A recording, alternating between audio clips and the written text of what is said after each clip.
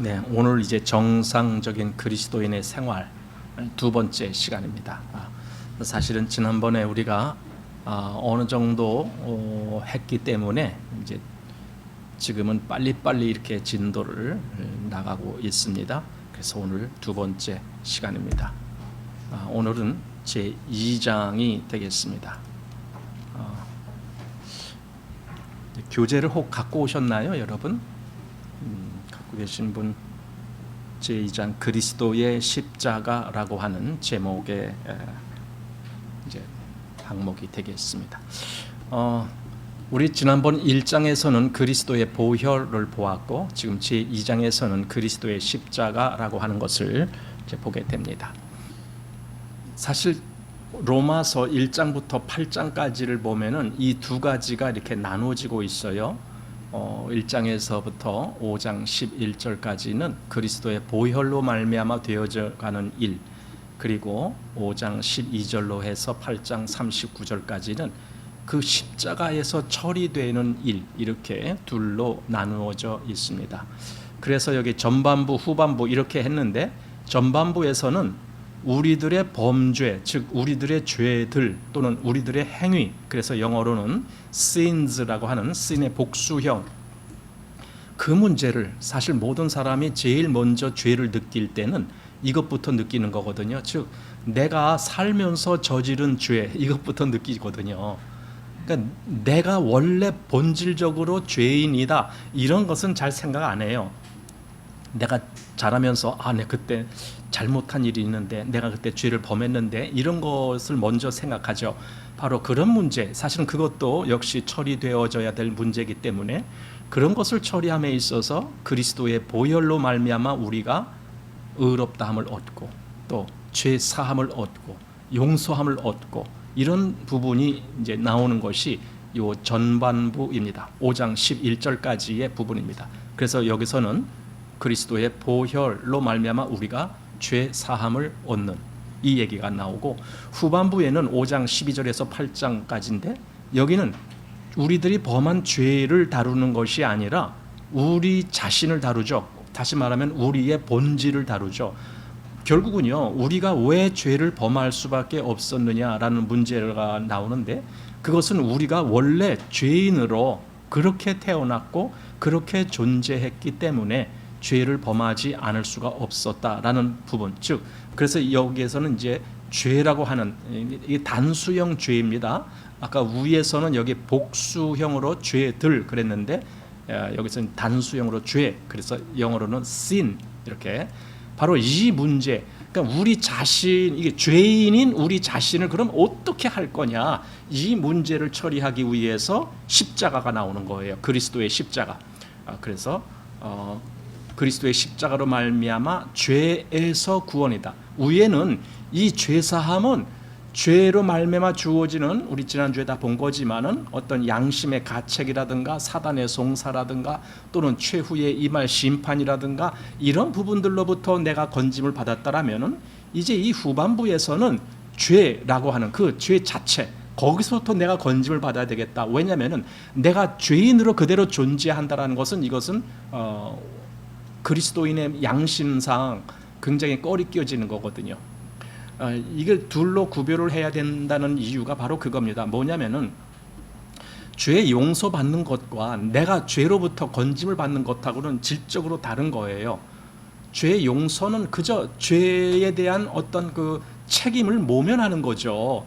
예를 들어 우리가 보통 죄 때문에 지옥 간다 이렇게 얘기할 때에, 그럼 내가 죄 용서를 받으면 지옥 안 간다, 이제 이렇게 되는 거예요. 근데 문제는 그것만 있는 것이 아니라 나와 하나님 사이에도 문제가 있거든요. 내가 죄 용서만 받으면 다 되는 것이 아니라 내 속에서 계속 죄라는 본질이 있기 때문에 내가 살아가는 동안에 하나님의 뜻을 따라가질 못하고 계속 내 어떤 육의 기질을 드러내면서 죄의 행위를 하는 거예요. 이런 것도 문제거든요. 그럼 그리스도인은 그런 문제도 처리하고 싶은 거죠. 그걸 그대로 갖고 있으면 계속 하나님 앞에서 이게 뭔가 잘못됐다라는 것을 느끼기 때문에 그런 것을 처리하고 싶은 마음에서 어떻게 하면은 그럼 내가 죄에서 건짐을 받느냐, 이제 이런 문제를 다루게 되는 거죠. 그것이 로마서 5장 12절 이하에 그리고 8장 39절까지 바로 거기서는 이 문제를 다루고 있다라는 걸 보게 됩니다.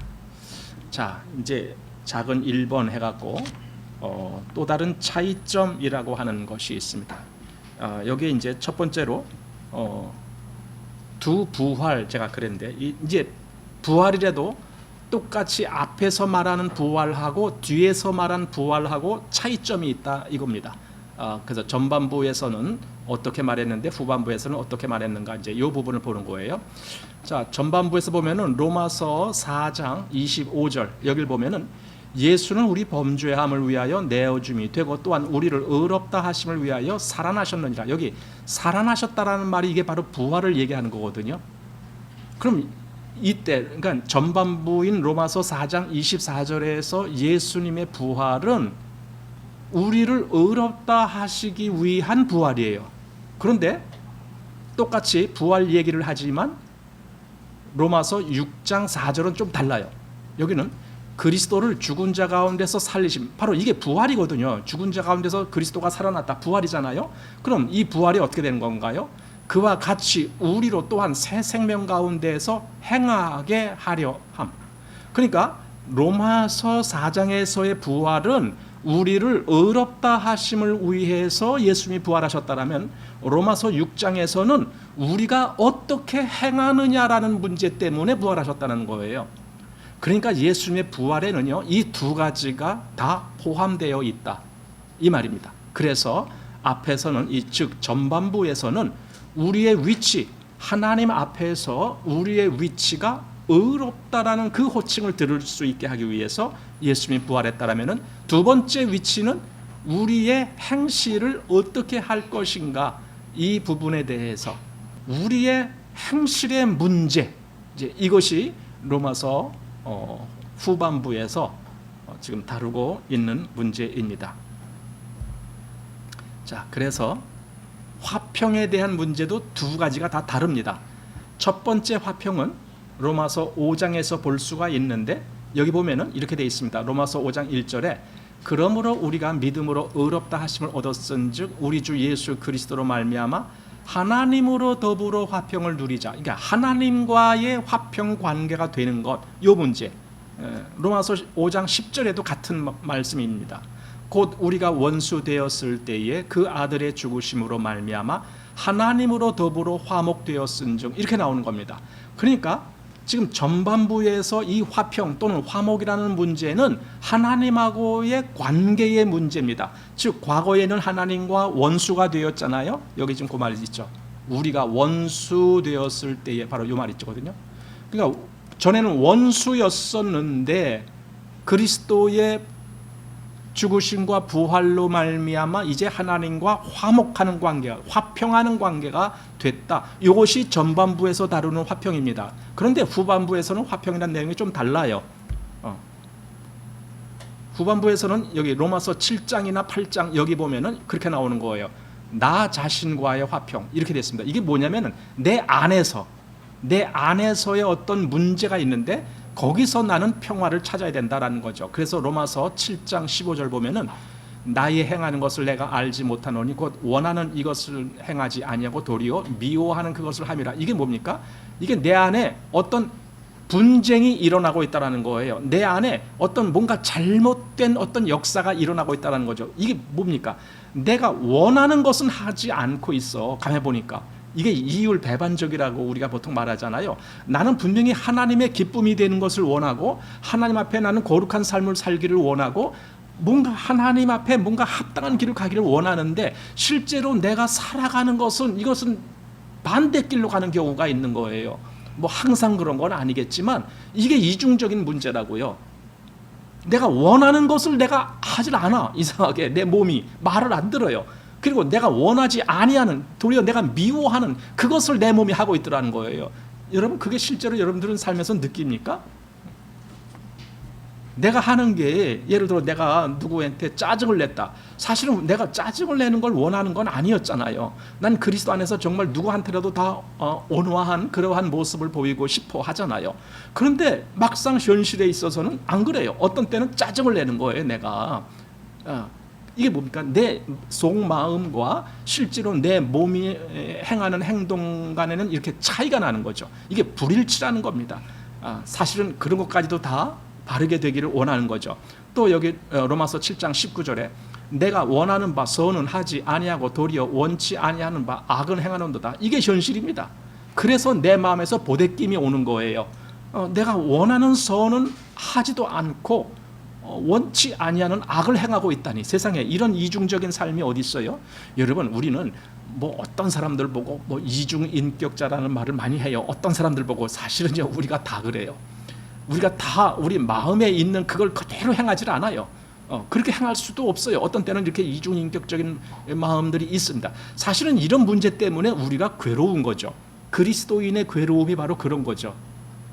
우리가 구원받았다, 죄사함받았다, 의롭다, 칭함받았다, 그건 정말 기쁜 일이에요. 그런데 그거 한 가지만 가지고 그리스도인의 생활이 다 풀어지지가 않아요. 그래서 그리스도인은 비록 구원을 받았어도 어떤 때는 괴로운 일이 생기는 거예요. 어떤 때는 막 마음에서 막 슬픈 일도 생기는 거예요. 왜냐하면 이렇게 자기 스스로가 뭔가 이중적인 행동을 한다는 걸 느끼기 때문에. 그래서 하나님의 여기 방법 중에 하나가 이거예요. 로마서 8장 6절. 육신의 생각은 사망이요 영의 생각은 생명과 평안이니라. 이렇게 이게 나눠지는 거죠. 육신의 생각은 항상 사망이다. 그리스도인 안에서도 육신적인 생각을 만약에 한다라면은 그 결과는 사망으로 가는 길이다. 그러나 여기서 사망이라 그러니까 지옥 간다 그 말이 아닙니다. 그 삶 자체가 죽은 삶이다 그 뜻입니다. 그래서 사망입니다. 그런데 영의 생각은, 이게 영이라는 것이 뭡니까? 이게 지금 하나님의 영을 얘기하는 거예요. 하나님이 나에게 주신 겁니다. 그 생각은 생명과 평안이니라. 그래서 로마서에서는 영을 따라 살아간다라는 말이 나오는 거예요. 그래야 되는 거죠. 그래야 내가 생명과 평안의 길을 갈 수 있다라는 문제입니다. 그래서 여기 또 조금 다시 앞으로 가면은 여기 하나님과의 화평의 문제는 여기 이 말이 이런 단어가 나와요. justification. 이건 뭐냐면은 의롭다 칭함받는 문제입니다. 이게 의의 문제입니다. justification. 그런데 조금 아까 여기 나 자신과의 화평에서는 이게 justification이 아니고 sanctification입니다. 이거는 말하자면 정결케 또는 거룩히 또는 뭐 성결케 되는 뭐 그런 말입니다. sanctification. 그러니까 이것은 내 삶의 문제라는 겁니다. 하나님 앞에서 우리가 거룩함을 얻었고 그 문제가 아니고 내 삶에서 내가 어떤 삶을 사느냐라는 문제입니다. 바로 그 문제. 사실은 이 둘이 다 문제죠. 그런데 앞의 문제가 먼저 해결돼야 이 뒤의 문제도 해결되는 거예요. 그 앞의 문제가 해결 안 됐는데 어떤 사람들은 이 뒤의 문제를 엄청 힘쓰는 사람들이 있죠. 사실 그런 것이 굉장히 많아요. 그런데 그것도 안 돼요. 그렇지만은 또 앞에 문제가 해결됐음에도 불구하고 뒤에 문제가 해결 안 되면은 올바른 그리스도인의 삶을 살기가 힘들어요. 바로 그런 문제 때문에 우리가 이 둘을 다 다루어야 된다라는 생각입니다. 그래서 여기 나옵니다. 정상적인 그리스도인이 되려면 이 두 문제가 모두 해결되어야 한다. 이렇게 됩니다. 이 두 문제란 뭡니까?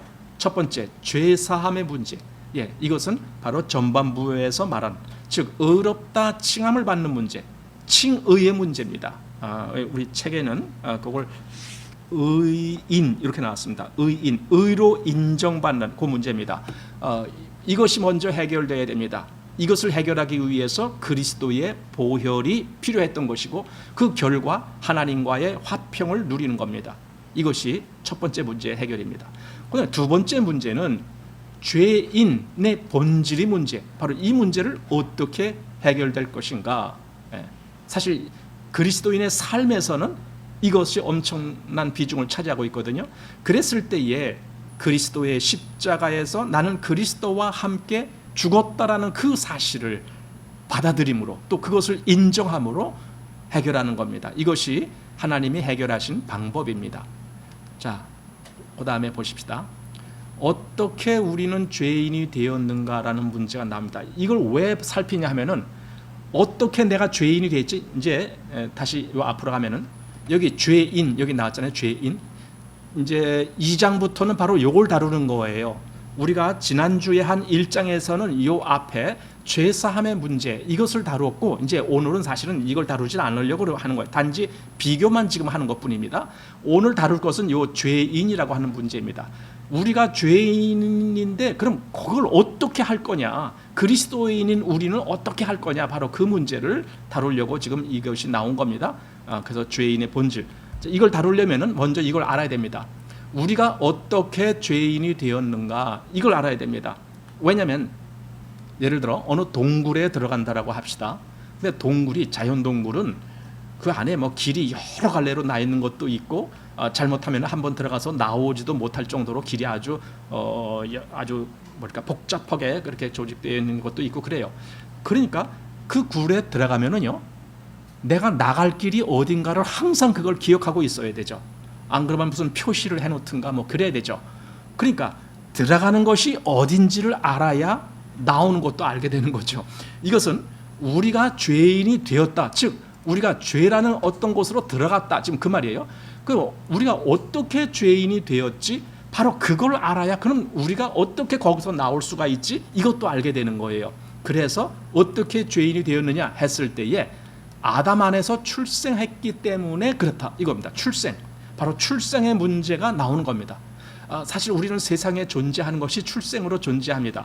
그런데 사실은 그냥 내가 독립적으로 존재한 것이 아니라 나는 아담 안에서 출생했던 거예요. 아담 안에서. 내가 그걸 뭐 처음에는 몰랐다 할지라도, 내가 몰라도 실제는 실제고 사실은 사실이죠. 나는 아담 안에서 출생을 했어요. 아담 안에서 이 세상에 존재하게 됐어요. 내가 그걸 부인해도 그건 할 수 없어요. 사실 내가 그걸 부인하려면요, 이런 사람은 부인할 수가 있어요. 뭐냐면은 나는 내 조상 없이 내가 혼자 생겨났다, 이런 사람은 그렇게 말할 수 있을지 몰라요. 난 아담과 상관없어, 이렇게 말할 수 있어요. 그런데 과연 조상이 없이 누가 이 세상에 존재하겠는가? 그래서 여기 지금 여러 가지 말들을 많이 예를 들었어요. 예를 들었는데 뭐 이제 그걸 다 우리가 좀 보기는 그렇고, 어쨌든 출생에 의해서 우리의 본질이 달라졌다라고 하는 겁니다. 애초에 하나님이 원하셨던 그 사람이 아닙니다.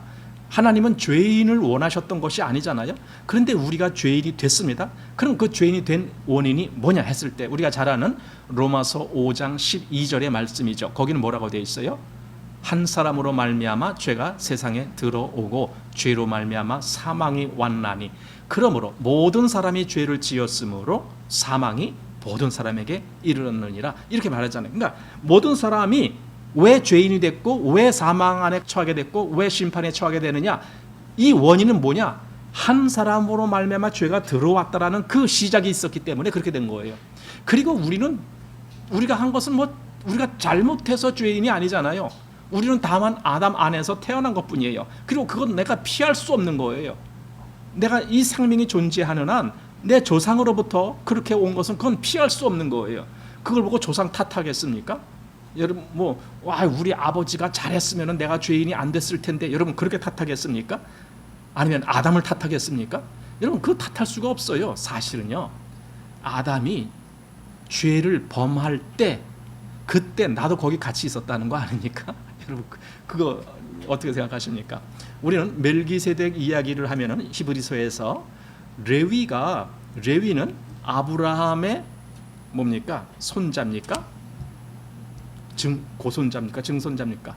하여튼 아브라함, 이삭, 야곱 그리고 레위거든요. 그랬음에도 불구하고 아브라함이 멜기세덱에게 그 10분의 1을 드릴 때 레위도 그 아브라함 안에서 같이 멜기세덱에게 그걸 드렸다라고 말하고 있습니다. 그러니까 레위는 그 생명은 이미 아브라함 때 있었던 거예요. 아브라함 안에. 그걸 우리는 과학적으로 어떻게 증명하느냐? 여러분 여기 워치만니가 어떤 예를 들었냐면은 어떤 사람에게 그 얘기를 해요. 만약에 당신 할아버지가 3살 때 돌아가셨으면은 당신은 지금 여기 있습니까? 어떻습니까? 이 질문을 해요.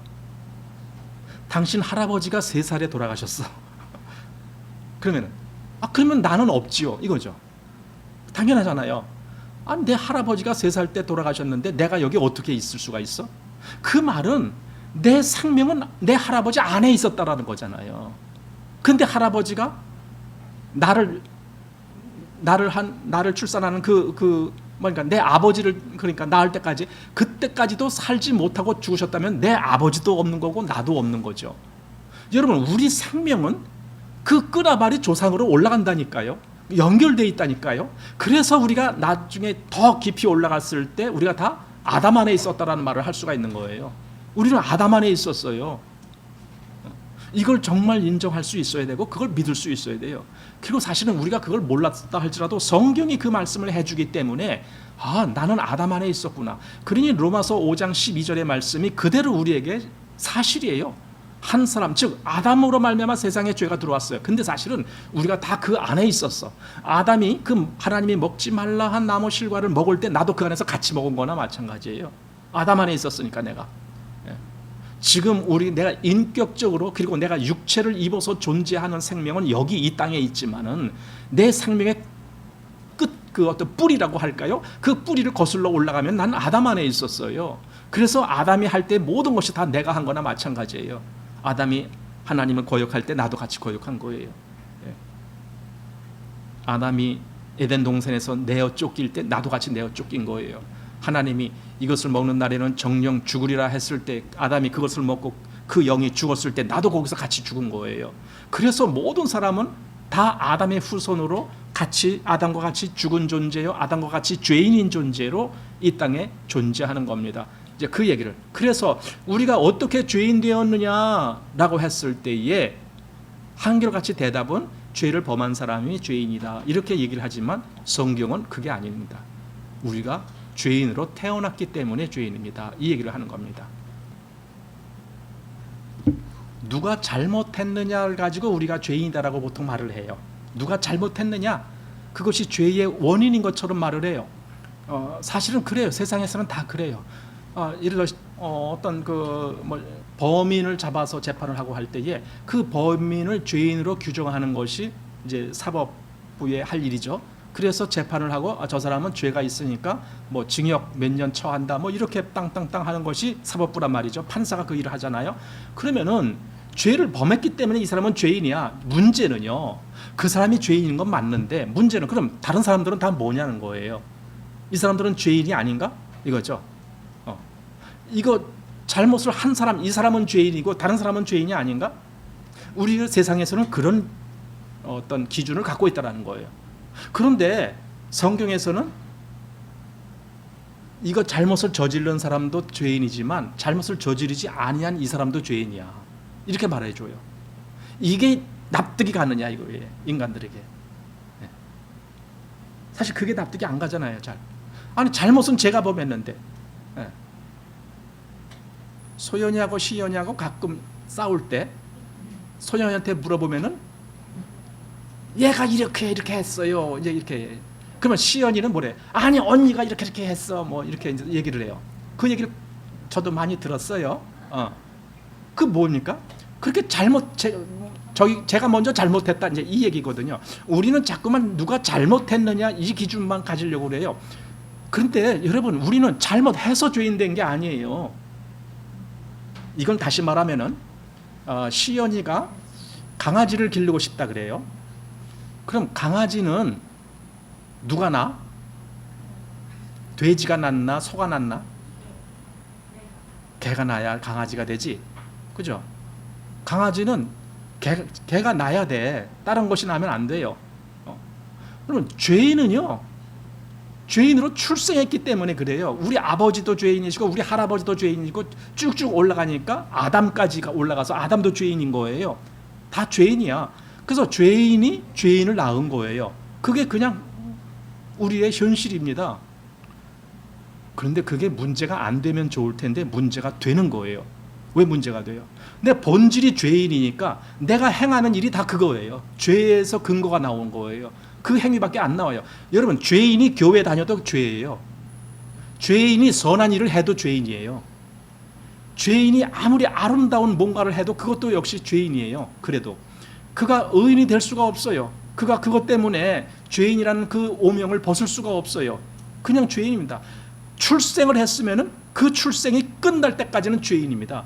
그래서 방법이 뭡니까? 내가 죄인으로 출생한 이 출생의 생명을 어느 날 끊어야 돼요. 종지부를 찍어야 돼요. 다시 말해서 죽어야 돼요. 그래야 끝나는 거예요. 죽기 전에는 그것은 끝나지가 않아요.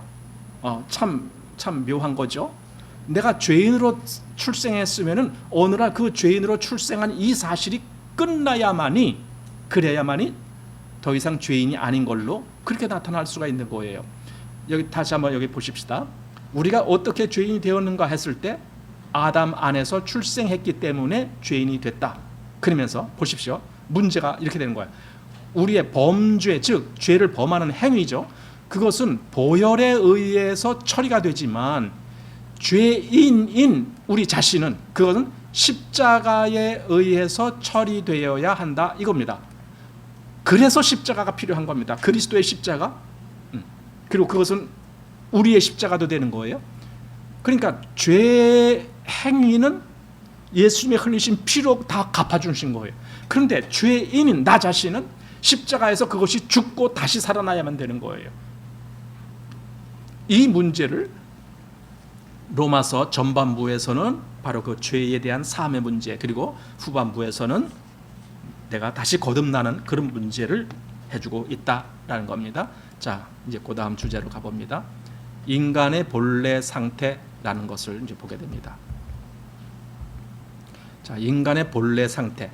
우리가 처음 그리스도인이 되었을 때 관심을 갖는 것은 우리의 존재가 아니라 우리의 행동이다. 그래요. 사실 이런데 먼저 눈에 띄죠. 그리고 더 금방 우리가 인식을 하게 되죠. 내가 뭘 잘못했네, 이런 행동의 문제입니다. 그런데 우리는 우리 자신의 본질보다는 우리가 행한 바 때문에 괴로워한다. 그래서 우리 자신의 문제는 별로 신경을 안 써요. 처음에는 그냥 우리가 행한 것, 그것 때문에 내가 잘못했으면 괴로워하고 막 그래요. 자, 우리는 어떤 것을 고칠 수만 있다면 훌륭한 그리스도인이 되리라고 생각한다. 그렇죠? 바로 여기서 내가 뭔가를 잘못했을 때에 그 잘못한 것을 내가 고치기만 하면 돼, 이 생각을 갖고 있어요. 내가 어제는 조금 내가 그리스도인으로서 좀 합당치 못한 일을 했는데 오늘은 내가 그거 고쳐서 내가 좀 잘해야 되겠다, 이 생각을 갖게 되는 거예요. 그래서 고치면 되겠다, 이 생각을 해요. 잘못한 것을 고치면 돼. 이것이 세상 방법이기도 합니다. 누가 잘못했을 때는 다시는 그런 짓을 하지 마세요, 이렇게 이제 주의를 주면은 이제 예, 그럴게요, 이렇게 이제 하기도 하고 그러잖아요. 근데 고치는 겁니다. 내 잘못된 행위를 고쳐서 이제 바른 사람이 되겠다, 이 기준이 있습니다. 이것이 그리스도인들 마음에도 있어요, 그게. 그런데 이걸로는 해결이 안 되는 거예요. 왜냐하면 그건 방법이 아니니까. 그래서 우리가 이렇게 행동을 고쳐보려고 노력을 합니다. 하지만 결과는 뻔합니다. 안 됩니다. 한마디로 또 재발합니다. 또 재발해요, 그 병이. 왜냐하면 본질적으로 고침을 받지 못했기 때문에. 자, 그래서 여기 외적인 문제를 고쳐보려고 노력하면 할수록 우리는 그 문제가 얼마나 마음속 깊숙이 자리 잡고 있는지를 더욱더 깨닫게 된다. 그때 우리는 주님께 나와서 주님, 이제 알았습니다. 내가 행한 것만 잘못이 아니라 나 자체가 잘못되었습니다. 이걸 깨닫게 되는, 이걸 고백하게 되는 거예요. 그러니까 내가 이렇게 잘못을 행했다라는 그 문제뿐만이 아니라 내가, 내 본질이 뭐가 틀렸습니다, 이걸 깨닫게 되는 거죠. 아까 만약에 내가 본질이 강아지라면은 그 강아지가 고양이 흉내를 낸다라고 해서 고양이가 되겠느냐 이거예요. 안 되잖아요. 그러니까 강아지는 어느 날 내가 본래 강아지였군요, 이렇게 깨달아야죠. 우리가 죄인이다라는 걸 깨달아야죠. 그러니까 내 행위만 깨닫는 것이 아니라 내가 죄인이다라고 하는 본질적인 문제가 있다라고 하는 그 사실을 고백하게 되는 거죠. 사실 이것을 말한 것이 욥기죠. 욥이 그걸 처음에는 몰랐어요. 자기의 본질적인 문제. 욥이 자랑을 하잖아요. 그 자랑을 하는 것은 뭘 갖고 자랑하는 거예요? 자기가 행한 것. 그죠? 내가 이렇게도 행했습니다. 저런 것도 행했습니다. 내가 어려운 사람 내가 도와도 주었습니다. 내가 어떤 사람 가난한 사람 어떻게도 해줬습니다. 전부 자기가 행한 것 그것을 가지고 하나님, 그러니 내가 의롭지 않습니까? 내가 정당하지 않습니까? 그런데 왜 나에게 이런 어마어마한 벌을 내리십니까? 나 그거 납득 못하겠습니다. 나 그거 이해가 안 됩니다. 하나님이 한번 내게 설명해 보세요. 왜 내가 그런 징벌을 받아야 됩니까? 내가 잘못한 게 뭐가 있어요? 이렇게 하나님하고 뭔가 이렇게 좀 실랑이가 벌어지는 거, 그게 욥기의 핵심이에요. 앞부분에서. 그런데 나중에 욥이 깨달은 것이 그거예요. 아, 이건 내 행위의 문제가 아니었구나. 내 본질의 문제였구나. 그래서 욥기 40장 4절에 욥이 고백한 말 이거죠. 나는 미천하오니, 이 말을 깨달은 거예요. 내가 미천한 존재구나. 내 행위가 틀렸다가 아니라 내 존재 자체가 나는 아주 천한 자예요. 여기 영어는 킹 제임스 버전 I am vile이라고 했습니다. 이 vile이라는 말, 이건 아주 악한, 악당 같은 그런 단어예요. 나는 악한 존재입니다. 내가. 그리고 여기 NIV에는 이렇게 돼 있어요. I am unworthy 이렇게 돼 있습니다. unworthy라는 말은 나는 가치 없는 자예요. 무가치한 자예요. 이 고백을 하는 거예요. 욥이 그걸 깨닫는 거예요. 그걸 깨닫는데 욥기 40장이 걸린 거예요. 그러니까 이거는 참 힘들다라는 걸 우리가 알게 돼요. 금방금방 우리가 깨달아지는 게 아니에요. 욥기 40장이 욥기 다 해서 42장까지 있잖아요. 그럼 욥기라는 부분이 얼마나 긴 말씀이에요. 이게 성경 전체를 볼 때에 어떤 한 사람의 주인공을 통해서 42장까지 있는 그런 말씀은 없어요. 다 그냥 여러 가지 복잡, 이거랑 섞이고 저거랑 섞이고 그래서 나오는 거지, 한 사람이 딱 주인공으로 42장까지 있는 대목이 없다고요.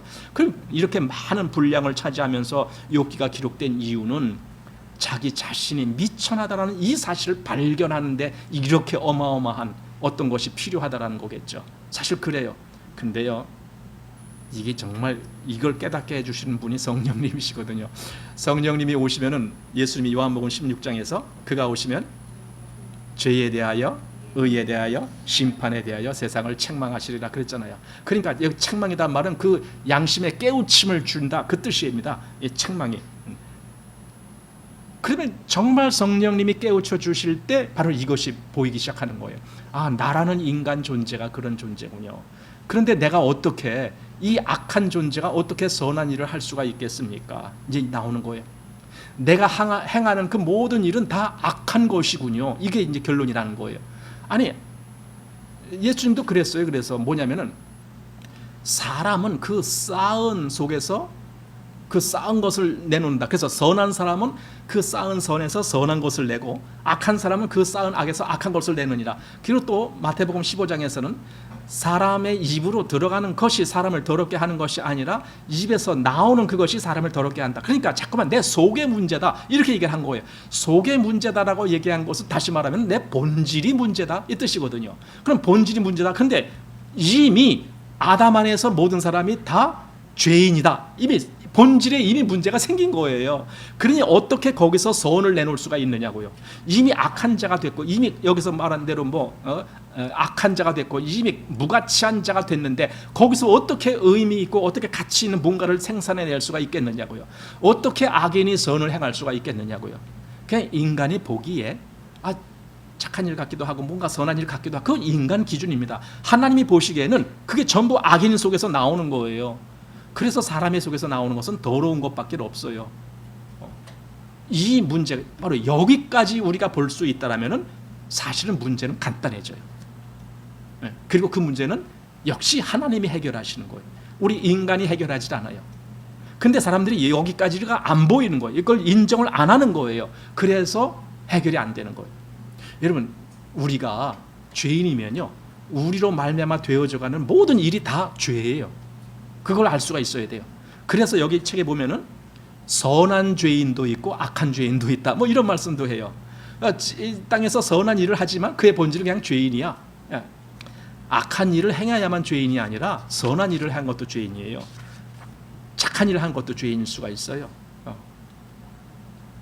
그러니까 소연이하고 시연이하고 싸울 때도 죄인이지만 싸우지 않을 때도 죄인일 수가 있어요. 그런 걸 어느 날 알게 되면은, 이제 내가 그럼 어떻게 해야 되느냐, 내가 하나님을 어떻게 그럼 알아야 되느냐? 이제 이 문제가 나오게 되죠. 자, 또 다음을 한번 보겠습니다. 로마서 5장 12절. 여기 이제 그 말씀. 우리가 죄인 된 그 근원, 한 사람으로 말미암아 우리가 죄인이 되었다. 왜? 그 한 사람으로 말미암아 죄가 세상에 들어오고 또 그 죄로 말미암아 사망이 왔다. 그래서 이와 같이 모든 사람이 죄를 지었다는 거예요. 그래서 이 모든 사람 속에는 우리가 늘 말하지만은 갓난 아기도 들어가는 거예요. 1살짜리 아기, 오늘 안 왔는데 진이가 있어요. 우리 교회의 막내 진이, 천진. 진이가 지금 몇 살이죠? 2살 됐나요? 3살이에요? 예. 근데 진이도 죄인이에요. 왜냐면 죄 안에서 태어났잖아요. 여기 아담이라고 하는 그 한 사람 그 아래서 태어났잖아요. 그러면 다 죄인이에요. 그리고 여기 죄인이기 때문에 뭐가 왔어요? 사망이 왔어요. 죽음 아래 살아요. 그래서 죽음 아래 살다가 결국은 나중에 최후의 그 죽음의 세상으로 가는 거가 지옥이에요. 그런데 여기 이제 19절로 가면은 놀라운 말씀이 나옵니다. 보세요. 한 사람의 순정치 아니함으로 많은 사람이 죄인 된 것 같이, 그러니까 아까 5장 12절에 있는 말씀처럼 그렇게 된 것 역시 한 사람으로 말미암았다라면은 그다음 이 말, 한 사람의 순정하심으로 많은 사람이 의인이 된다라는 사실입니다. 이게 기가 막힌 거죠. 그리고 여기서는 딱 균형이 잡히죠. 아니, 한 사람으로 말미암아 모든 사람이 죄인 됐어. 그럼 한 사람으로 말미암아 다시 모든 사람이 의인이 되는, 이거 얼마나 균형 있는 처사입니까? 한 사람으로 말미암아 모든 사람이 죄인 됐는데 그 다음에 의인이 되는 것은 100사람이 필요하다. 그러면은 이게 뭔가 균형이 안 맞는 거예요. 그러니 많은 사람이 의인이 되는 것도 역시 한 사람으로 말미암는 길이 열려 있는 것이 그것이 옳은 길이다. 그렇다면은 이 한 사람이 누구냐? 바로 이게 핵심이죠. 이 한 사람. 우리가 정말 의인이 될 수 있는 그 길을 열어주시는 그 한 사람이 누굽니까? 했을 때 우리는 예수 그리스도다, 이렇게 말할 수 있어요. 예수님 때문에 우리가 아까 로마서 4장 25절에 예수는 우리 범죄함을 위하여 내어짐이 되고 또한 우리를 의롭다 하심을 위하여 살아나셨느니라 그랬잖아요. 자, 그러면은 예수님이 우리를 의롭다 하심을 위하여 살아나셔서, 그럼 예수님 부활로 말미암아 우리가 의롭다함을 얻게 됐어요. 그러면은 내가 거기에서 나 개인적으로 내가 그래도 이렇게 해야 되겠다, 내가 그래도 저렇게 해야 되겠다, 뭔가 내가 더 의롭게 되기 위해서 뭔가를 해야 됩니까? 아닙니다. 만약에 그렇게 되면은 이 원칙이 깨지는 거예요. 이 로마서 5장 19절의 원칙. 한 사람으로 모든 사람이 죄인 됐다라면은 한 사람으로 모든 사람이 의인이 되는 이 원칙이 성립이 돼야 되는데, 내가 거기에 개입을 한다라면은 한 사람으로 말미암아 죄인 됐는데 그 다음에 두 사람으로 말미암아 의인이 되는 이런 길이 열리게 되면 이게 말이 됩니까? 안 되는 거죠. 그래서 의인이 되는 길도 똑같이 한 사람으로 말미암았다, 이 얘기입니다. 자, 또 그다음 보겠습니다. 우리가 죄인이 된 것은 우리 자신 때문이 아니라 아담 때문이다. 내가 죄인이 된 것은 내가 개인적으로 죄를 범해서가 아니라 아담이 범죄할 때 내가 그 안에 있었기 때문이다. 인간은 아담의 자손이라고 하는 것을 부인할 수가 없어요. 그걸 떨쳐버릴 수가 없어요. 그래서 아담이 범죄할 때 내가 그 안에 있었어요. 네. 이게 가능한 겁니까? 우리는 나라고 하는 존재가 자꾸만 독립적인 존재라고 얘기를 해요. 그런데 이제 이 책에 보면 그 얘기가 나와요. 하나님 앞에서 생명은 하나다, 이 얘기가 나와요. 하나다. 아담의 생명이 나까지 계속 이어온 것뿐이에요. 그게 하나의 생명이에요. 우리는 독립적으로 생각해요. 물론 우리가 독립적인 부분이 있지요. 당연히 있지요. 아담하고 나하고 똑같은 사람이 아니죠. 독립적인 부분이 있어요. 그런데 생명의 근원이라는 속으로 들어가면요, 아담부터 온 거예요. 아까도 말했지만은 우리 할아버지가 3살 때 돌아가셨으면 나는 없어요. 할아버지가 돌아가셨어도 내가 그대로 존재할 수 있다면 그건 내가 진짜 독립적인 존재예요. 진짜. 그런데 우리 할아버지가 3살에 돌아가셨으면 나는 당연히 없는 거죠. 이 세상에 아예 태어나지 않는 거죠. 왜? 내 생명은 내 조상에게 연결되었기 때문에. 그럼 그 조상도 계속 조상으로 올라가면 아담까지 가는 거잖아요. 그래서 내 생명은 아담으로부터 지금까지 하나로 연결된 거예요. 하나님 앞에서 생명은 하나예요. 그래서 하나님은 한 생명을 창조하신 거예요. 그리고 다 그 안에 포함되게 만드신 거예요. 그래서 그 이름을 아담, 아담이 모든 사람을 대표하는 그 이름으로 거기 나오는 겁니다. 자, 그래서 아까 이제 조금 아까 우리가 본 아담 안에서 이렇게 됐다. 그렇다면 똑같이 그리스도 안에서도 이렇게 된다라는 원칙이 성립된다. 그래서 아까 본 19절 말씀, 한 사람의 순종치 아니함으로 많은 사람이 죄인 될 것 같이 한 사람의 순종하심으로 많은 사람이 의인이 된다라고 하는 이 원칙, 이게 아주 하나님의 균형이 있는 원칙입니다. 자, 그러나 이제 한 줄기 빛이 비추어졌다. 또 한 사람의 순종으로 말미암아 우리는 의인이 될 수 있는 길이 있다. 죄가 많은 곳에 은혜가 더욱 넘쳤다. 그리고 죄가 죽음에 이르기까지 왕노릇하는 것처럼 은혜도 역시 우리 주 예수 그리스도로 말미암아 의를 통하여 영생에 이르도록 왕노릇할 수 있는 것이다. 왕노릇, 지배하는 거죠. 그렇게 될 수 있다. 그러니까 우리가 죄인 됐다라는 말이 단순히 우리가 죄인 됐다라는 걸로 끝난 것이 아니라 그 죄가 나를 지배했잖아요. 그래서 나로 하여금 죄를 짓게 만들었잖아요. 마찬가지로 우리가 그리스도 안에서 의롭게 됐다라고 한다면은 그 의가 나를 지배하는 거예요. 의가 왕노릇해서 내가 이제는 정말 의의 삶을 살게 되는 거죠. 그렇게 만들어주는 거예요. 그래서 여기 또다시 고린도전서 15장 22절, 아담 안에서 모든 사람이 죽은 것 같이 그리스도 안에서 모든 사람이 삶을 얻으리라. 이 말씀, 이게 두 원칙이 있는 겁니다. 하나는 아담, 하나는 그리스도. 아담 안에서는 이렇게 됐는데 그리스도 안에서는 이렇게 됐다라고 하는 원칙. 자, 이제 작은 4번으로 갑니다. 하나님의 구원 방법. 하나님께서는 이러한 논의를 통하여 우리가 죄사함뿐 아니라 죄로부터, 그러니까 죄라고 그 실체로부터 실제로 구원받기를 분명히 원하고 계신다, 이거죠. 그래서 욥기가 그렇게 길었던 겁니다. 욥기가 길었던 이유. 그러니까 사실 이것을 이렇게 보질 못하면은요, 어떤 오류가 나오냐면은 욥은 40장에서 그가 돌이키기 전까지는 그는 하나님의 사람이 아니다라는 결론을 가지려고 그래요. 그렇게 얘기를 했잖아요, 과거에. 그게 왜 그래요? 지금 이걸 모르기 때문에 그래요. 하나님은 우리가 아무리 하나님 앞에서 죄사함을 받고 구원받은 사람이 되었다 할지라도 그걸로 끝낸 것이 아니라 실제적으로 우리의 존재, 즉 우리가 죄라고 하는 그 본질적인 문제에서도 구원받기를 원하신다라고 하는 사실이죠. 자, 그래서 6장, 로마서 6장 1, 2절. 그런즉 우리가 무슨 말 하리요? 은혜를 더하게 하려고 죄에 거하겠느냐? 그럴 수 없느니라. 죄에 대하여 죽은 우리가 어찌 그 가운데 더 살려? 이 말은 우리는 더 이상 죄에 사는 사람이 아니라야 된다는 거죠. 다시 말하면 죄의 종이 되면 안 된다는 거죠. 우리는 죄의 종이 되기 위해서 구원받은 게 아니잖아요. 우리는 정말 이제는 종이 아니고 이제는 정말 하나님의 사람처럼, 의로운 사람처럼, 거룩한 사람처럼 그런 삶을 살기를 원하기 때문에 우리가 구원받은 거잖아요. 자, 그래서 문제는 여기 있다. 우리는 죄인으로 태어났다. 그렇다면 어떻게 우리가 이 유전으로 말미암은 죄를 제거해 버릴 수가 있는가? 이거죠. 사실 이게 불가능해요. 유전적으로 말미암은 것은요, 내 유전 인자를 다 바꾸기 전에는 불가능해요. 내 유전 인자를 어떻게 바꿀 거예요? 내 DNA를 어떻게 교체하느냐고요. 내 DNA를 교체하면 나 자체가 없어지는데 불가능합니다. 워치만이는 그걸 이렇게 설명했습니다. 자기 성이 니, 우리말로는 이씨인데 이제 중국 발음으로는 니, 워치만 니, 그렇게 얘기합니다. 그 니라는 성은 워치만 니가 자기가 좋아서 선택한 것이 아니다.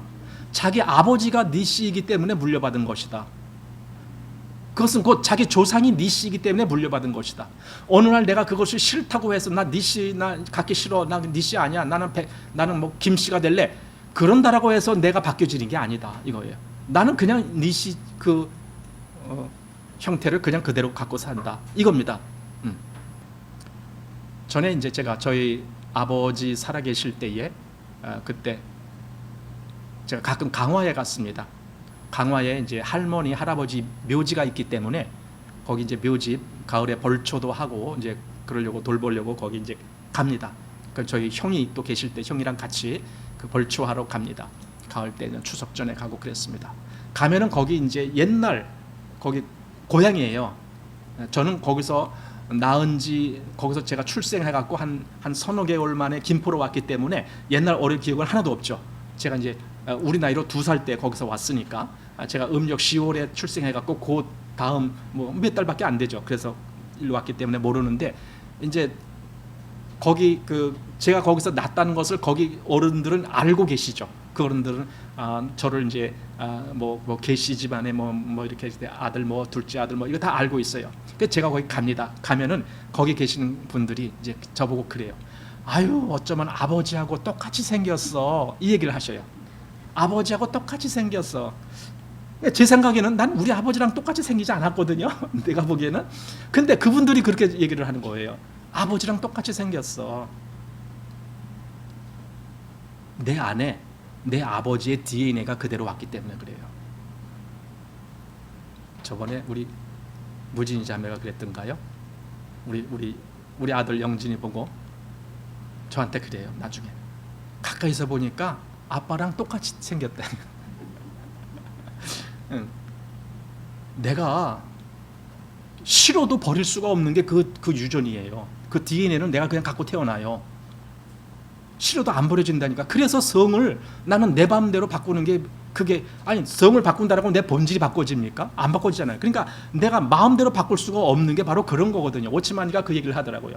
자기가 니씨인 것은 자기 아버지, 자기 할아버지, 또 그 할아버지 계속 니씨이기 때문에 자기도 니씨라고.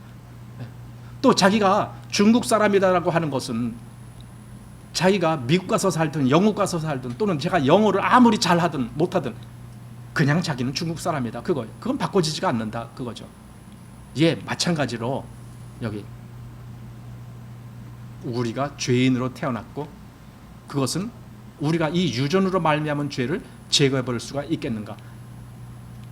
물론 이것은 단지 형질적인 어떤 그 DNA적인 유전 그것뿐만이 아니라 이것은 성품적인 유전도 돼요. 아담의 성품을 내가 그대로 갖고 태어나요. 죄인의 성품 바로 그런 것을 내가 마음대로 버릴 수가 있는가? 불가능하다라는 거예요. 저도 계시 그럼 계시 집안의 그 어떤 DNA를 내가 마음대로 버릴 수가 있습니까? 그걸 내가 마음대로 조작해서 바꿀 수가 있습니까? 불가능한 겁니다. 불가능해요. 저의 예를 들어 뭐 이목구비가 이렇게 생겼다. 그럼 저희 조상 중에 하여튼 누군가를 내가 닮은 거예요. 저희 아버지를 닮은 것도 많겠지만은 또 그 아버지의 형제 또는 그 아버지의 조상 그중 또 할아버지 뭐 다 닮았어요. 사실 제가 어렸을 때는 할아버지를 닮았다라는 얘기를 또 많이 들었었어요. 저는 할아버지를 뵙지를 못했거든요. 한 번도 제가 태어나기 전에 돌아가셨기 때문에. 근데 그 동네 어르신들이 할아버지를 닮았다는 얘기를 또 어렸을 때 많이 들었어요. 그러니까 나의 나된 것은 하여튼 어떻게 해서든지 조상으로부터 뭔가를 받았기 때문에 나의 나된 것입니다. 근데 그걸 내가 어떻게 제거해버리랴 이거예요. 여러분 우리가 아담 안에서 죄인 된 것이 딱 그 모양입니다. 이걸 어떻게 우리가 탈피할 수가 있느냐고요. 탈피 불가능합니다. 우리는 죄인 됐다라는 이 현실을 벗어버릴 수가 없습니다. 불가능합니다. 그런데 하나님이 하셔요. 그거. 사람이 할 수 없는 그것을 하나님은 하시나니. 자, 보혈은 우리를 아담으로부터 벗어나게 할 수 없다. 이것은 뭐냐면은 예수님의 흘리신 보혈, 십자가의 보혈, 그 보혈은 우리의 죄를 사하는 일에 필요한 거예요. 그건 우리의 이 본질적인 문제를 바꿔주질 못해요. 그것은 우리의 그 형벌을 면케 해주는 그 일은 할 수 있지만 아담으로부터는 벗어나게 못한다. 그래서 길은 뭐예요? 딱 하나밖에 없다. 뭡니까? 출생을 통해 들어왔으니 어떻게 해요? 뭘로 나가요? 죽음을 통해 나가야 된다. 이겁니다. 내가 살아있는 동안은 나는 계속 아담 안에 속한 겁니다. 이게 지금 성경에서 말씀하시는 것이고 그리고 이 책에서도 설명하는 것이 바로 그겁니다. 출생에서 내가 이 아담 안에 들어왔고 거기서 살게 됐다. 그러면은 나는 어느 날 그것을 벗어나려면 죽어야 된다. 죽음을 통해서. 자, 문제. 그러면 문제가 어떻게 죽을 수 있느냐 이거죠. 이게 가능합니까? 물론 죽죠. 우리가 다 늙으면 다 죽죠. 여러분 그렇게 죽어서는 될 수가 없어요. 그렇게 죽어서는 될 수가 없어요. 그것은 내 육체가 죽는 거기 때문에. 자, 그것은 우리 자신을 죽이려고 노력함으로 되는 것이 아니다. 다만 하나님께서 그리스도 안에서 우리를 처리하셨다는 사실을 인정함으로 되는 것이다. 나를 그리스도와 함께 그때 죽게 하셨군요. 이걸 인정할 수 있어야 돼. 그걸 인정한단 말은 하나님이 그렇게 하셨다라고 말씀해 주니까. 그러니까 나보고 인정하라는 거예요. 참 나는 이게 인정이 어려워요. 왜? 내 이 머리의 논리로는 그게 도저히 납득이 안 가거든요. 내가 어떻게 그리스도와 함께 십자가에서 같이 죽어? 납득이 안 되거든요. 그러나 여러분, 이건 하나님이 알려주시는 말씀이에요. 자, 6장 3절, 무릇 그리스도 예수와 합하여 세례를 받은 우리는 그의 죽으심과 합하여 세례받은 줄을 알지 못하니. 보세요, 그의 죽으심과 우리가 합했대요. 이게 인정이 됩니까? 예수님이 십자가에 죽으실 때 나도 거기 합해 있었다, 그 말입니다. 예. 그래서 우리는 그리스도 안에 있기만 하면 되는 것이다. 그러면 모든 문제가 그리스도로부터 해결되는 것이다. 자, 그러면 어떻게 우리는 그리스도 안에 들어갈 수가 있는가? 이거 아까 제가 오전에도 우리가 함께 나눴던 말씀입니다. 어떻게 그리스도 안에 들어갈 수가 있는가? 여러분 해답 알고 있습니까? 이미 들어가 있어요. 여러분 이미 들어가 있어요. 그리스도인은 이미 그리스도 안에 있어요. 이걸 내가 지금 들어가려고 애쓴다? 그 사람은 아직 이 말씀을 모르는 사람이에요. 사실상 우리가 들어갈 수 있는 길은 없다. 그러나 더 중요한 것은 우리가 들어가려고 노력할 필요가 없다는 것이다. 예, 노력할 필요가 없어요. 왜? 하나님이 날 넣어주셨으면 다 된 거죠. 왜냐하면 우리는 이미 그 안에 있기 때문이다, 이거죠. 그래서 우리가 자신의 힘으로 할 수 없었던 일을 하나님이 우리를 위해 하신 것이다. 하나님은 우리를 그리스도 안에 두셨다. 그래서 고린도전서 1장 30절 한번 같이 읽어요. 시작. 너희는 하나님께로부터 나서 그리스도 예수 안에 있고. 예, 그만. 예. 이 말을 사도 바울이 지금 고린도 성도들에게 했지만 사실은 모든 그리스도인들에게 공통된 사항이 그겁니다. 저가 정말 그리스도인이라면, 저가 정말 성도라면은 그 사람은 이미 그리스도 안에 있다. 왜? 하나님이 그렇게 그리스도 안에 넣어주셨으니까. 거기서 나를 불렀고, 거기서 나를 죄사함 받게 했고, 그리스도 안에서 나로 하여금 새 사람이 되게 했고, 전부 그리스도 안에서 그 역사가 일어나게 했습니다. 그러니 나는 이미 그리스도 안에 거하고 있는 거예요. 놀라운 겁니다. 자, 그렇다면 그리스도 안에 있는 우리의 참모습도 이와 같다. 주 예수께서 십자가에 달리셨을 때 우리는 모두 죽었다. 그러나 개별적으로 죽은 것이 아니다. 예, 이걸 분명히 알아야 됩니다. 우리는 자꾸만 개별적으로 죽었다는 것만 생각하려고 그래요. 그러나 아까 말했지만 생명은 하나로 연결되어 있다니까요. 그래서 쭉쭉 내가 아담에게 속했기 때문에 같이 죄인 된 것 같이, 만약에 내가 어느 날 정말 이건 정말 신비로운 어떤 역사로 말미암아 내가 예수 그리스도께 속한 자가 된다면 이건 달라지는 거죠. 완전히 이게 바로 천지가 개벽하는 문제가 생기는 거죠. 도저히 할 수 없었던 그것이 바뀌는 거죠. 그래서 그리스도 안에 있으면 누구라고요? 새로운 피조물이라 얘기하는 거예요. 바뀐 거예요, 완전히. 그래서 개별적으로 죽은 것이 아니다. 왜냐하면 우리는 그때 아직 태어나지도 않았기 때문이다. 그러나 우리는 그리스도 안에 있었기 때문에 그 안에서 죽은 것이다, 이거죠. 그래서 고린도후서 5장 14절, 그리스도의 사랑이 우리를 강권하시는도다. 우리가 생각건대 한 사람이 모든 사람을 대신하여 죽었은즉, 여기 결론이 뭡니까? 모든 사람이 죽은 것이라, 이게 나오는 거다. 모든 사람이 같이 죽은 거야, 그 뜻입니다. 단지 이건 그냥 그렇게 인정적으로 그렇게 해라가 아니라 실제적으로 모든 사람이 그 안에서 같이 죽었어, 이렇게 지금 성경은 말해주는 겁니다. 자, 그리스도는 십자가에 못 박혀 죽으셨다. 그렇다면 우리는 어떻게 되었는가? 우리는 하나님께 그리스도를 십자가에 못 박아 죽여달라고 기도해야 하는가? 네, 아닙니다. 가끔 이런 사람이 있거든요. 아, 나도 좀 십자가에 못 박혀 죽게 해주세요. 나도 죽어야 됩니다. 이런 사람이 있어요. 아유, 내가 웬수야, 내가 뭐야, 뭐 이러면서 가슴을 치면서 하나님 나를 좀 죽여주세요. 날 좀 죽게 해주세요. 그래야 뭔가 해결될 것 같아요. 이렇게 하는 사람이 있습니다. 예, 그 사람은 참 한마디로 답답한 사람이에요. 그 마음은 참 갸륵한 마음이에요. 인정할 수 있어요. 그런데 그 사람은 이걸 모르고 있어요. 내가 그리스도와 함께 죽었다는 사실을 모르고 자기가 죽어야 되는 줄 알고 있어요. 아닙니다. 우리는 하나님께 우리를 십자가에 못 박아 죽여달라고 기도해야 하는가? 결코 그렇지 않다. 그리스도께서 십자가에 못 박혀 죽으셨을 때 우리도 십자가에 못 박혀 이미 죽은 거예요. 이미. 그리고 그리스도의 십자가의 죽음은 이미 과거의 일이에요. 그러니까 우리의 죽음이 미래, 앞으로 내일 좀 나 죽여주세요, 그럴 수가 없어요. 이미 죽었어요. 이미. 내가 그걸 아직도 모르고 활개치고 있지만 이미 죽었어요. 그래서 갈라디아서 2장 20절, 내가 그리스도와 함께 십자가에 못 박혔나니, 이게 못 박혔다니 이미 과거예요. 나 이미 못 박혀 죽었어, 그 뜻입니다. 그런즉 이제는 내가 산 것이 아니오 오직 내 안에 그리스도께서 사신 것이라.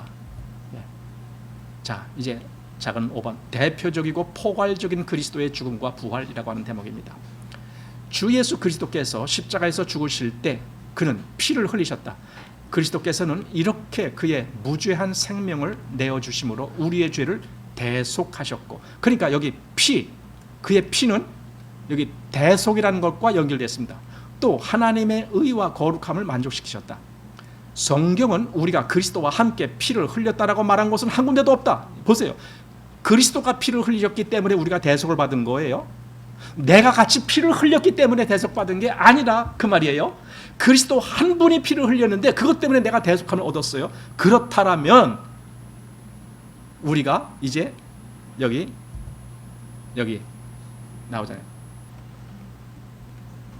그는 우리 대표자로 죽으신 것이다. 그리고 그는 그의 죽음 안에 우리를 포함시켰다. 그래서 중요한 것은 하나님께서 나를 그리스도 안에 포함시켰다는 것이다. 그래서 신약 성경의 그리스도 안에라는 두 단어는 오늘 오전에 설교 제목이 바로 이거였습니다. 그리스도 안에, 예수 그리스도 안에, 제가 그렇게 했지만 이 말입니다. 그리스도 안에라는 이 두 단어는 언제나 나의 마음에 말할 수 없이 소중한 단어다. 그러니까 워치만리도 이걸 굉장히 아주 크게 마음에서 받아들였기 때문에 소중한 단어다라고 그렇게 말을 했습니다. 그래서 주 예수의 죽음은 포괄적인, 즉 우리를 포함하는 그런 죽음이셨다. 마찬가지로 예수님의 부활도 우리를 포함하는 포괄적인 부활이다. 이겁니다. 이것이 그대로 죽음과 부활에서 적용되기 때문에 우리가 예수님과 함께 죽었고 이제 예수님과 함께 그 부활에 똑같이 살아난 자가 되었다라는 사실을 말하는 겁니다. 그래서 고린도전서 15장 45절 기록된 바 첫사람 아담은 산 영이 되었다는 것 같이 마지막 아담은 살려주는 영이 되었다. 이게 마지막 아담이라는 말이 나옵니다. 그리고 두 번째 고린도전서 15장 47절에는 첫사람은 땅에서 났으니 흙에 속한 자이거니와 둘째 사람은 하늘에서 나셨느니라. 여기 마지막 아담이라는 말과 둘째 사람이라는 말, 이것이 굉장히 의미가 있습니다. 여기 왜 마지막 아담이라고 하느냐면은 끝이다라는 거예요. 아담의 끝, 마지막이다. 즉 아담 안에서 생성된 그 모든 것, 그것은 예수님의 십자가의 죽으심으로 끝났다 이겁니다. 그래서 예수님이 마지막 아담이 된 겁니다. 더 이상 예수님은 아담의 예속된 그런 것이 아니다라는 의미도 됩니다. 그래서 아담의 그 죄의 성품은 거기서 바로 끝난 거예요. 십자가에서. 그리고 예수님은 이제 부활이라는 거 하는 것을 통해서 이제 또 다른 새로운 것을 우리에게 열어주시는데 그것이 바로 예수님 여기서 둘째 사람이라고 하는 걸로 표현됐습니다. 나는 이 둘째 사람과 함께 하는 겁니다. 또 여기 마지막 아담과 함께해서 죽었지만은 둘째 사람과 함께해서 다시 새로운 사람으로, 이게 바로 그리스도인들에게 주어지는 아주 새로운 모습입니다. 그래서 둘째 사람과 함께 이제 살아난 그런 사람으로 존재한다. 이것이 그리스도인입니다. 그러므로 주 예수께서 십자가 못 박히셨을 때 그는 마지막 아담으로 못이 박히신 것이고, 그 다음에 우리는 거기에 포함되어 있었다. 마지막 아담으로서 그는 옛 인류를 쓸어버렸고, 그 다음에 둘째 사람으로서 그는 새로운 인류를 들어오셨다. 하여튼 새로운 시작입니다. 그래서 옛 아담에게 속해 있는 사람은 그냥 그 자리에 있는 겁니다. 그러나 새로운 둘째 사람인 마지막 아담인 예수님에게 속한 사람은 새로운 시작을 하는 겁니다. 이것이 그리스도인입니다. 자, 로마서 6장 5절 같이 읽어요. 시작. 만일 우리가 그의 죽으심을 본받아 연합한 자가 되었으면 또한 그의 부활을 본받아 연합한 자가 되리라. 당연히 그렇게 된다 이겁니다. 우리가 정말 그의 죽으심을 그대로 나의 죽음이라는 그것으로 같이 받아들인 사람은 당연히 그의 부활도 똑같이 받아들여서 연합한 자가 된다 이겁니다. 그래서 이것은 하나님이 예수님이 죽으실 때 나를 거기에 넣어주신 거, 그것이 끝이 아니고 나를 또한 예수님의 부활하시는 거기도 같이 넣어주셨군요. 예, 나는 그리스도 안에서 새로운 사람이 되었군요. 그래서 아까 오전에도 그랬잖아요. 그리스도 안에서 우리가 어디에 안침받았다고요? 하늘에 안침받았어요. 근데 그게 그리스도 안에서예요. 예수 안에서. 그 모든 역사가. 그러니까 하나님이 그렇게 역사하신다. 하나님의 역사 방법은 그리스도 예수 안에서. 그리스도 예수 안에서. 오늘 오전 설교 그겁니다. 자, 요 말씀도 한번 보십시다. 우리는 마지막 아담인 그리스도 안에서 죽었다. 그러나 우리는 둘째 사람인 그리스도 안에서 살고 있다. 이와 같이 십자가는 우리를 아담으로부터 그리스도에게로 어떻게 했어요?